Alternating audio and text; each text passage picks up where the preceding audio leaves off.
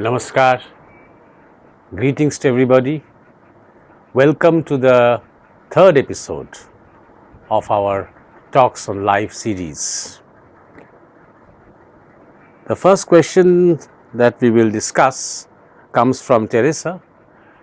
This is a follow-up question to the previous interaction that we have had in the first episode. Teresa has said, I feel that the biggest hurdle is my family. My mother is sick since I was young. How can I deal with her sickness without being influenced in my path? At a karmic level, what is the meaning of illness? In the relationship between a mother and a daughter, what does it mean, this sickness? Which is the karmic connection? This situation is making me sick too, and I do not feel free.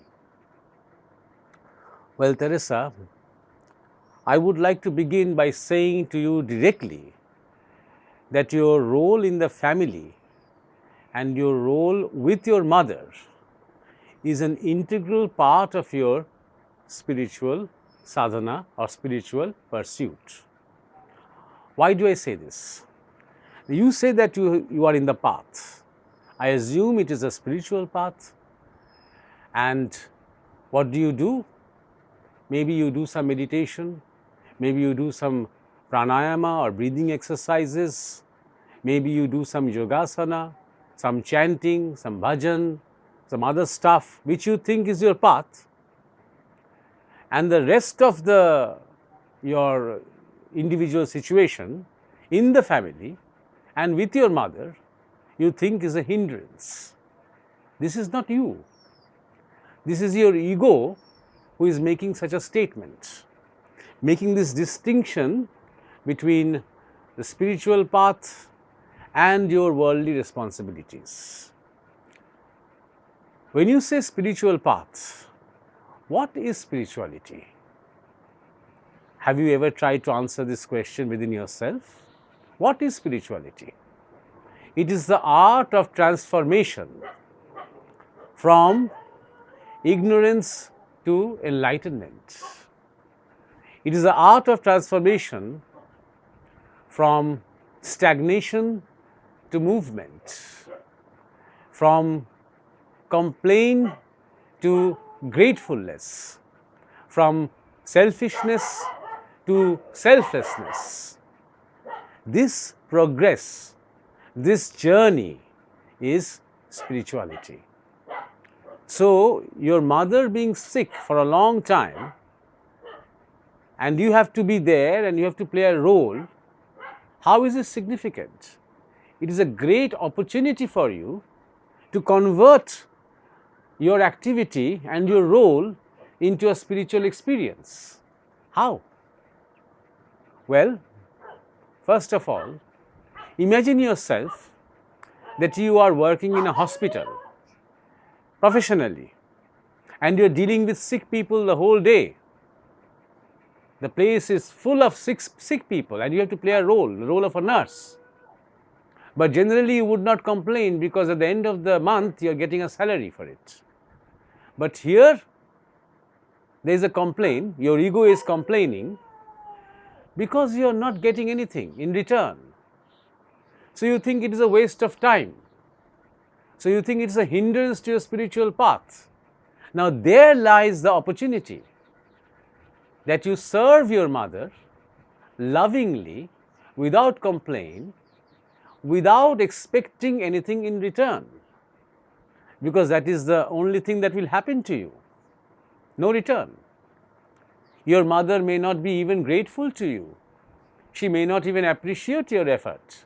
She may not even say thank you to you. Does not matter. Because the more you are involved in that work without expecting anything, your ego starts to dissolve and you start to feel free. Therein lies the idea of freedom. So you see, if you make this distinction between the spiritual path and your role with your mother, which is a hindrance, then the path also becomes an ego trip. It is not a trip of consciousness. The idea is to go beyond the ego. The idea is to dissolve the ego. So, in this case, your mother and you obviously have a karmic connection, and that is why she is your mother and you are her daughter. In previous lives, you had connections, and in this life too, she has served you while you were in the womb, while you were a baby, and she fed you, she nursed you, she brought you up, she played a big role in your life. So it's a big opportunity for you to sort of repay the karmic connection that you have with your mother, and repay without complaint.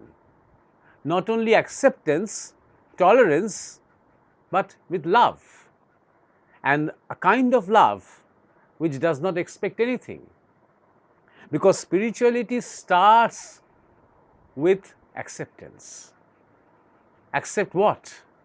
Accept life as it is, as has been given to you.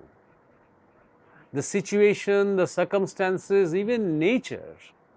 Accept life, be grateful, be thankful for the wonders of life. The sun rises every day, whether you want it or not, without your effort. There is oxygen in the air for you to breathe. There is gravitation that the soil offers you for you to be on this earth. You have a body which has been given to you by nature. So all this has been given to you, and you have a family, and you have your circumstances, and you have your relationships. All this has been given to you so that you can evolve, so that every aspect of your life, of your daily life, can become a spiritual experience. The path is just a central thing, is just a practice, so that you can be more focused on yourself, so that you can be more centered on yourself. And the roles that you have to play is an extension of that, so that every moment you can see the play of your ego, the play of your mind, the play of your desires. And the more you see, the more they dissolve and you become free. From the morning till night, everything that you do, if you do it consciously, when you take a bath, when you eat food, when you breathe, when you read, when you are not doing anything, even then, when you are conscious about yourself, about the internal workings of your mind and your thoughts and your desires and your emotions, if you are conscious of them, then the ego starts to melt into the huge, expansive ocean of consciousness. So this role that you have with your mother, with your family, do not grudge it. Be thankful to it. Welcome it. Embrace it. And do your role lovingly, with harmony. If you spend some time with your mother, if you give her some company, if you can make her smile, that sets you free. That makes you feel better about yourself, and that makes you grow spiritually. So, I will come back to the first statement that I have made, that your role with your mother and your role with your family, your circumstances, is not separate. They are not separate from your path. They are part of your path. They are integrated to your path. You have to only change your attitude. I hope I have answered this query. The second query has come from Antonella. She has a similar question dealing with family and disease, but a different context. She says, my mother just recently revealed to me that there is breast cancer that she is now facing. In the past, affected many other women of the family. Her grandmother, her mother, her uncle, and four of her cousins, everyone had some issue. From your perspective, what is the meaning and the message of this disease chain? And how can I break it? Thank you. The first thing, Antonella, that I have to say to you is, the question is cancer hereditary? Do children carry it because of their parents? Well, the mainstream medical fraternity will say no. Till now, the medical science has not been able to prove that cancer is hereditary. But you never know. Sooner or later, we might have new research coming up that says that cancer, like many other things, genetic diseases, can be hereditary. Number one. Number two is, your question is, how do I break this chain? And what is the meaning, what is the karmic meaning of illness? Well, before we go into karmic meaning, remember that 1 out of 4 people in this world has cancer, or will have cancer, or have had cancer. Almost in every family in the developed world, in the underdeveloped world, the developing world, you will find cancer like an epidemic. It's rampant. And more than the karmic thing, I mean karmic thing in the sense of previous lives, it is to deal with the lifestyle that we lead nowadays, regarding our food habits, regarding our confined lifestyle. A lot of things are related to it. Now, about this breaking the chain, well, the first thing is, scientists, mainstream scientists, till a couple of decades back had thought that the genetic character that you carry, the genetic map that you have, your own unique genetic character is unchangeable, is constant. That was the idea, that was the concept. But over the last few years, new research has revealed that our genetic character can be changed. We can be the masters of our genetic properties. How? By changing environment, by changing atmosphere, by changing situations. And the environment includes our own body. We can change the body. We can change the attributes of the body. How? Through lifestyle, through spirituality.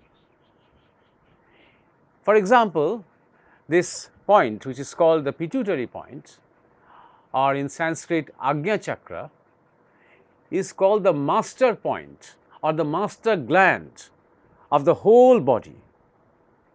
It is a harmonizing point. The male energy and the female energy in the body are there, they meet in the pituitary.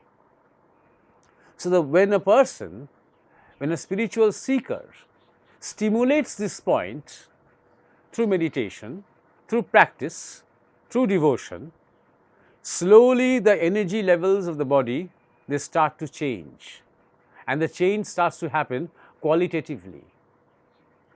And when you go deeper, then there is a kind of a harmony, energy harmony within the body. Even the body smell, the body odor, the body color, the body energy that you radiate, they all change.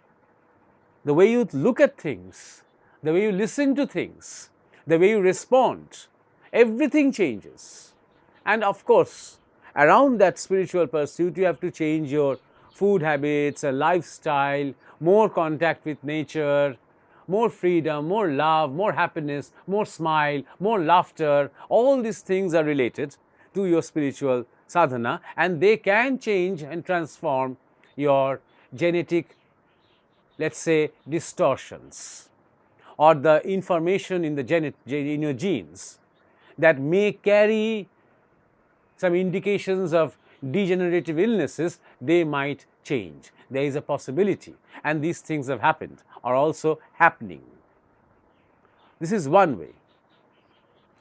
And another more practical, which I have been observing in the last few years, let's say, especially very recent times, that for all kinds of cancers, naturopathy is a wonderful treatment, a healing possibility for all kinds of cancers, especially mud bath, steam bath and colonic irrigation. I have seen patients with chronic cancer, acute conditions, they have been totally healed by a prolonged naturopathic treatment along with the fixed diet that these naturopathics prescribe. A complete cure has been possible, and this is going on in many parts of the world.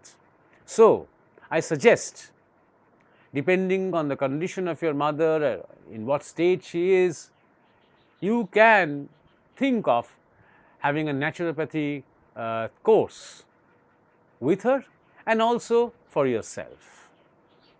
So, that is also my response. In the modern days, especially because of our food habits like chemical fertilizers, like chemical insecticides, lot of poison which are all directly related to cancer are going into our body. Also the kind of food, the junk food, fast food, all these things, and also our moods. Our life is becoming sort of confined. We are getting restricted. We are sort of contracting ourselves mentally, intellectually, emotionally. All these things are creating fields for diseases, especially cancer, which is a kind of a rotting of the cells. That can be reversed through spiritual effort and also through naturopathy. And naturopathy is like some kind of a spiritual treatment in physical terms. I hope your query has been answered. That is all for today. We'll come back again with our next episode soon. Thank you.